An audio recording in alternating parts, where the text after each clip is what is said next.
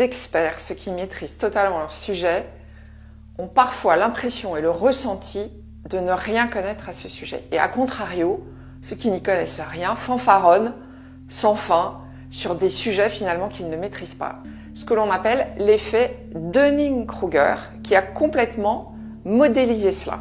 L'effet Dunning-Kruger, c'est aussi appelé l'effet de surconfiance. C'est un biais cognitif selon lequel les moins qualifiés dans un domaine surestiment leurs compétences. Cet effet a été démontré par une série d'expériences qui ont été menées par des psychologues américains, David Dunning et Justin Kruger, et ils ont réussi à modéliser la courbe que voici.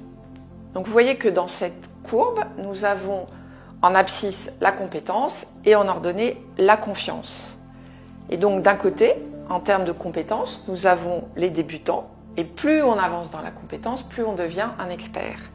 Et Dunning et Kruger ont observé par leurs études que les débutants sont dans une configuration de confiance absolue et qu'ils surestiment leur maîtrise des sujets. Et c'est ce que Dunning et Kruger appellent la montagne de la stupidité. Donc là, on est au max de la courbe. Et plus on avance en compétence, plus on avance dans la maîtrise d'un sujet, moins on a l'impression de maîtriser ce sujet. Et arrive ce down dans la courbe qui a été prouvée par Dunning et Kruger, que eux appellent la vallée de l'humilité. Puis, avançant peu à peu dans l'expertise, on arrive à un moment donné à ce qu'on appelle le plateau de la consolidation. C'est-à-dire qu'on peut puiser dans une véritable connaissance densifiée de l'expert. Et donc c'est très intéressant finalement de voir comment ils ont modélisé au travers de cette courbe l'engouement et quelque part la stupidité au début de la connaissance d'un sujet et comment petit à petit, après avoir passé un down logique, on peut arriver à ce plateau qui est un plateau de la maîtrise finalement.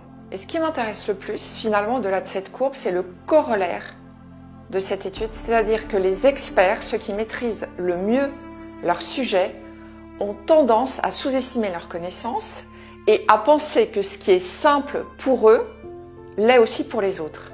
Et finalement, aux côtés des dirigeants, des entrepreneurs que l'on accompagne, qui sont tous plutôt des profils qui vont à 200 à l'heure, qui tournent vraiment vite, on va dire. On pourrait les appeler des HP, on pourrait les appeler des zèbres, même si moi je ne suis pas très fan de ces étiquettes que l'on peut coller aux uns et aux autres. Mais finalement, ces cerveaux qui tournent à 200 à l'heure ont tendance à sous-estimer la puissance et le pouvoir de leur expertise.